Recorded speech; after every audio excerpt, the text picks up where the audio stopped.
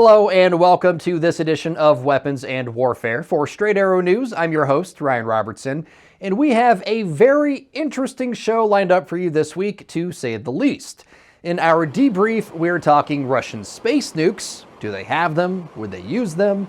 Our weapon of the week is a remote-controlled, 8-wheeled thing of beauty. Plus, we've got your weekly dose of comms check, and I weigh in on the prospect of protecting peace in our wrap. But first, let's get started with some headlines you may have missed. $1 billion over the next 2 years. That's what the Pentagon wants to get its replicator program off the ground. U.S. Deputy Defense Secretary Kathleen Hicks told reporters the DoD expects to spend $500 million annually to build and deploy thousands of low-cost, smart tech drones for any future conflicts. Once a new budget is passed, something that hasn't happened since 2023, the Pentagon plans to have the drones operational within 18 to 24 months. One key focus in innovation is overcoming institutional challenges that inhibit our ability to accelerate delivery of critical capabilities to the warfighter at speed and scale. That's the goal of Replicator, including its first focus area on all-domain attritable autonomous systems and many similar initiatives the department has underway. Something to point out, the Replicator program is separate from the Collaborative Combat Aircraft program the Navy and Air Force are working on. They're flag official now, Sweden and NATO that is. Earlier this month, at a ceremony filled with the requisite pomp and circumstance, Sweden's flag joined those of 31 other nations as their membership into the North Atlantic Treaty Organization became officially official. One of the first questions asked of Sweden's prime minister was about Russia and their previous threats about taking action if Sweden joined NATO. Concerning Russia, I think we should stay alert. Stay exactly as alert as we are. They are doing all the things you mentioned. I'm quite sure they will continue doing that. We should not be naive, and I think we are more aware of the risks that they pose to us now than we have ever been before. Sweden and their neighbors to the east, Finland, applied to join NATO after Russia invaded Ukraine in February 2022. While Finland completed the process last year, Sweden's membership was held up by the Hungarian parliament and Viktor Orban until they relented last month. Finally, new and improved. At least that's the Army's hope for more than 3,000 pairs of their Integrated Visual Augmentation Systems, or IVAS. The mixed reality goggles are going to be issued to units like the 82nd Airborne Division sometime this year. Earlier versions of the headsets, built with combat troops in mind, have been tested and tweaked for a few years now. The previous edition, tested back in 2022, left soldiers feeling neck strain and affected their ability to fire their weapons on target. Made by Microsoft and initially intended to be issued in 2021, earlier iterations didn't make it to the field because users complained of disorientation, headaches, and tunnel vision, a problem Microsoft hopes it finally has a handle on. So, remember back in February when Ohio Congressman Michael Turner, let's just say, raised some eyebrows and probably a few alarms when he said on NBC's Meet the Press that Russia was moving to make a space-based nuclear weapon a reality. Based on the intelligence you have seen, how serious is the threat?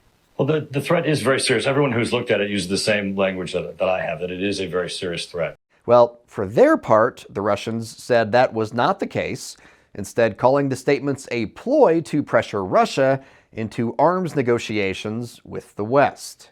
Wherever the truth falls, the idea alone caused many to wonder aloud, well, what if? What if Russia had space nukes? To explore that question, we recently talked to 3 university professors, all of whom have an excellent grasp on what if, to see if any of this Russian space nuke talk keeps them up at night. For most of us lay people, the idea of launching weapons measured in kilotons from the vastness of space, or knocking out entire satellite networks, sounds like something straight out of a James Bond movie. But rest assured, the experts think so too. it reminds me of GoldenEye, right? I think this is something that other outlets just sort of picked up on, where they could use an EMP device or something like that to render the electronics in a lot of these satellites, which are fragile, oftentimes very fragile instruments in and of themselves, useless.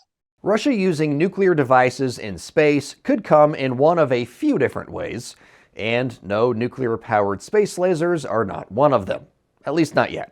Russia could launch nukes at Earth-bound targets from a space-based platform like a satellite, but ICBMs could achieve the same result. Russia could detonate a nuke in the atmosphere, knocking out anything electronic across entire continents, causing mass panic and potential societal collapse. But again, missiles could do the same thing.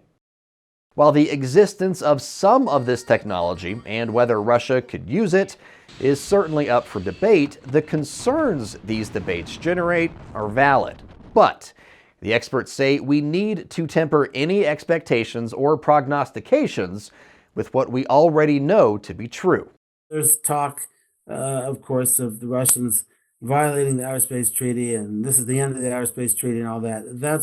That's premature. Not only have they not actually done this yet, but the Soviet Union designed a large part of the Outer Space Treaty. And that's a reason Russia might not want to take part in what Representative Turner says they could be planning.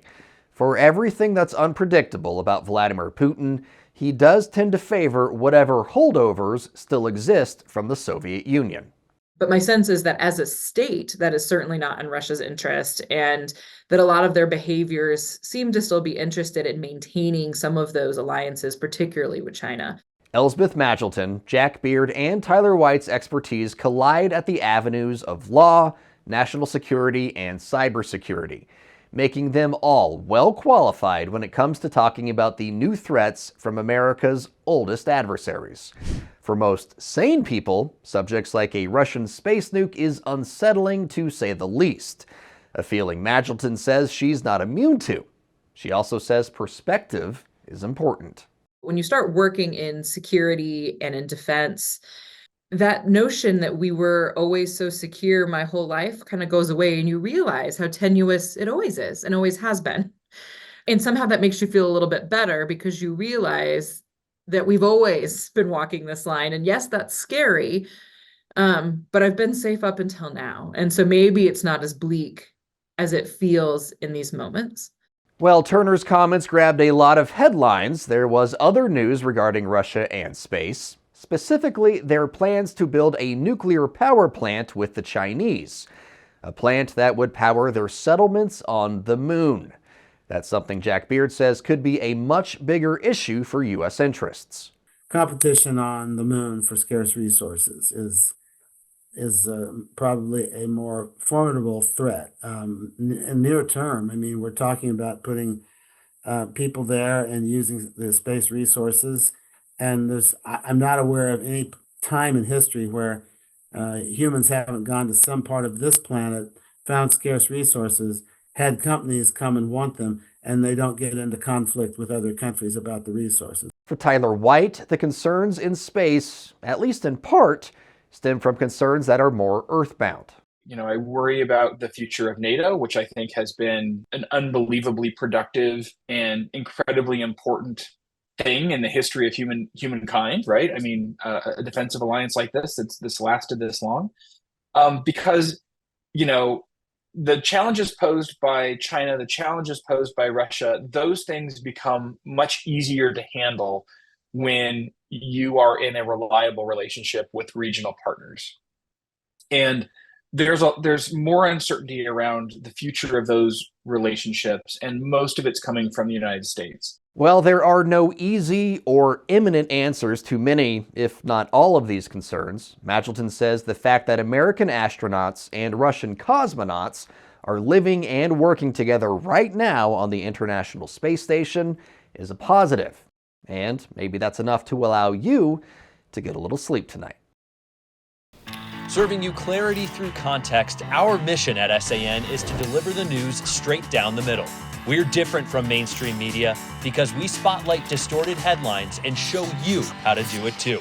Discover stories that right and left-leaning outlets are choosing not to cover by using our Media Mist tool. Download the SAN app and turn on notifications to have straight facts delivered right to your phone or tablet, and get straight facts anytime at SAN.com.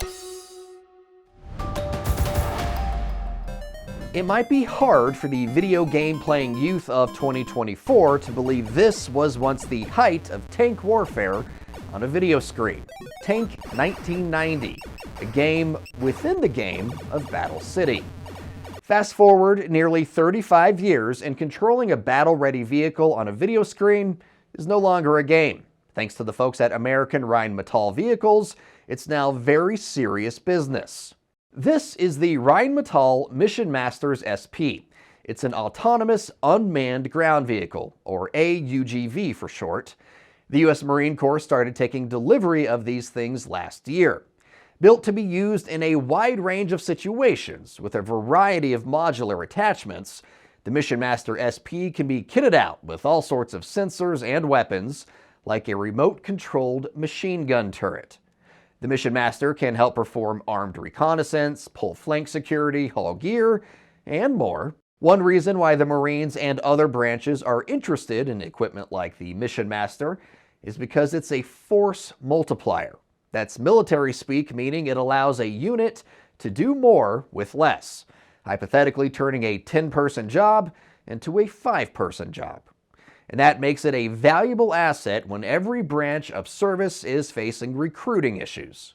The Marine Corps recently put the AUGV to the test during a live-fire demonstration at Fort Clinton in Ohio.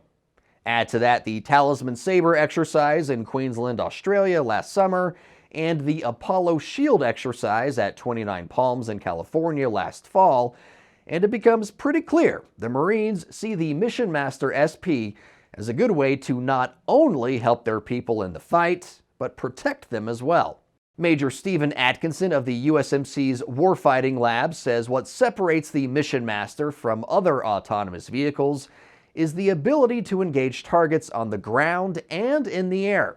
In December, American Rheinmetall Vehicles received an order for 6 additional Mission Master SPs, which will end up with the 3rd Battalion, 4th Marines, who will be the first to conduct pre-deployment preparations and deploy with Rheinmetall's AUGVs.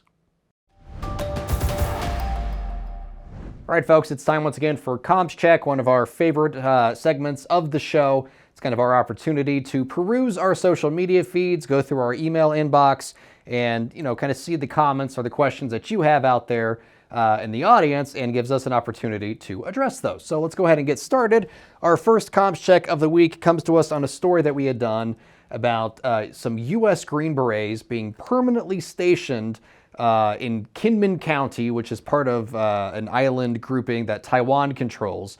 And Kinmen is just about 6 miles away from China. So U.S. troops being stationed very close to China. So the question or the comment that we got was from LP, I'm not exactly sure of the name, but LPGS3XJ says, let's call him Leo. Leo says, as a retired Marine, I had to smile at how much footage was Marines for a Green Beret video. Well, first of all, Leo, I want to thank you for your service.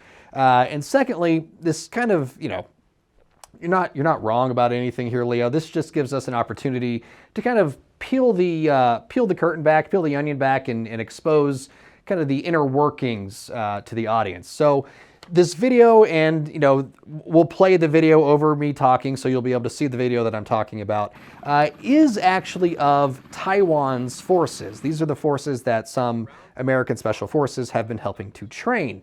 But also included in this story, Leo, are some other news nuggets from different military exercises that the U.S. Marine Corps actually is taking part in, like Cobra Gold, as well as some force-on-force drills in Japan that the Marines were participating in.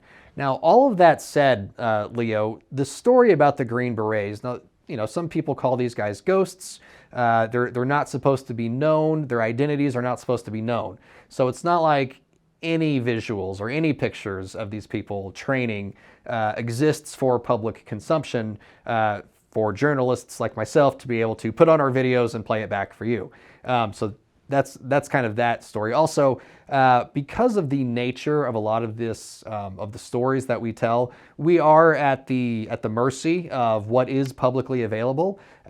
It's not like we can go over to Kinman Island here and put a camera in front of some of these guys' faces or gals' faces and say, hey, we're going to shoot some video of you doing your thing. That's not exactly how it works. So when we do put together these stories, please trust, Leo, that I do my utmost best, and the whole team really, we all do our best to make sure that the visuals that we show match with the scripts that we're talking about. However, there are times and occasions, like this story, where you're talking about people where there is no video footage of what you're talking about directly. So we have to kind of go with what is available.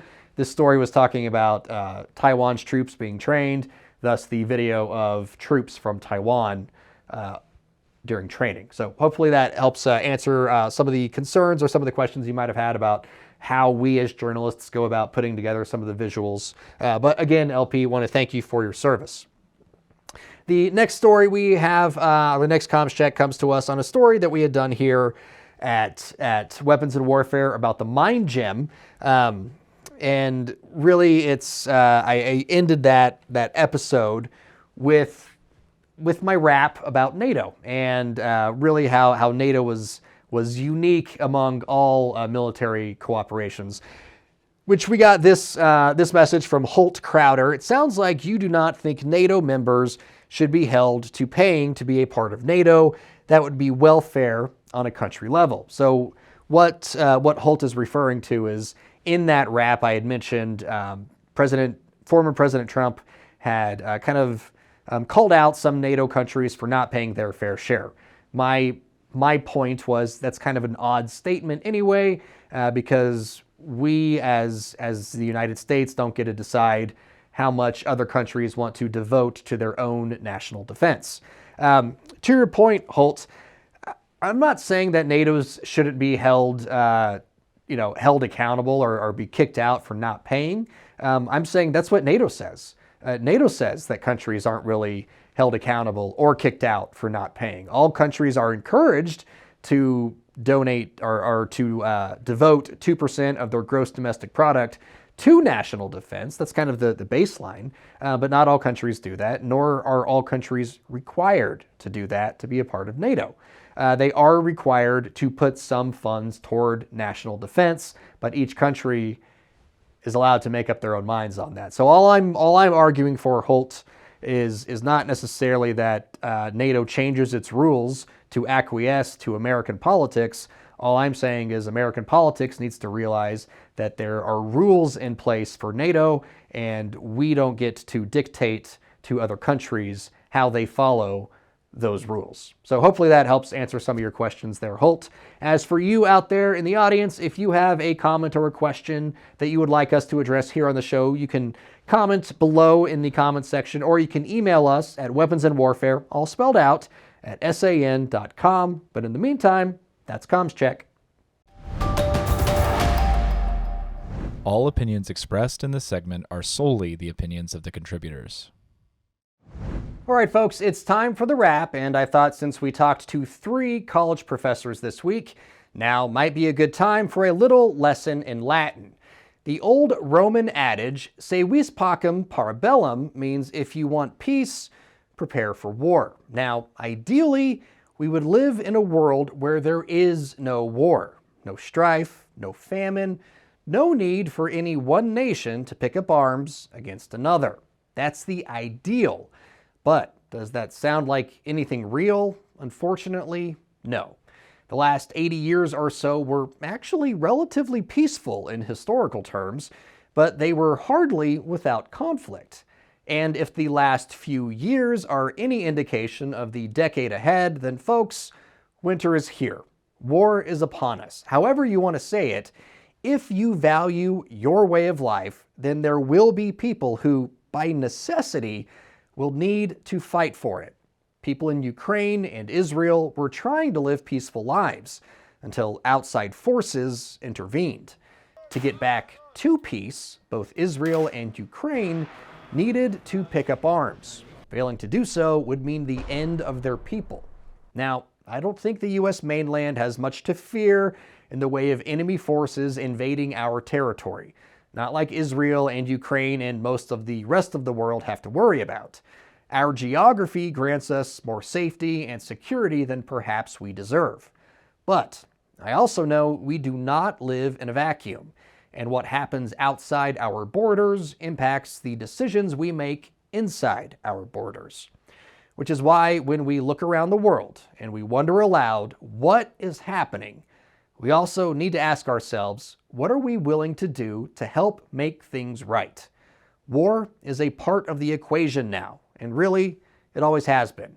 We can accept that fact and start to deal with the current situation, or we can ignore it, instead hoping for the ideal while getting run over by the real. And that's where we're going to have to leave it for this week here at Weapons and Warfare. As always, if you'd like to share your thoughts with us, please do so by posting them in the section below or emailing us at weaponsandwarfare@san.com. For senior producer Brett Baker, video editor Brian Spencer, and graphics designer Dakota Petillo, I'm Ryan Robertson with Straight Arrow News, signing off.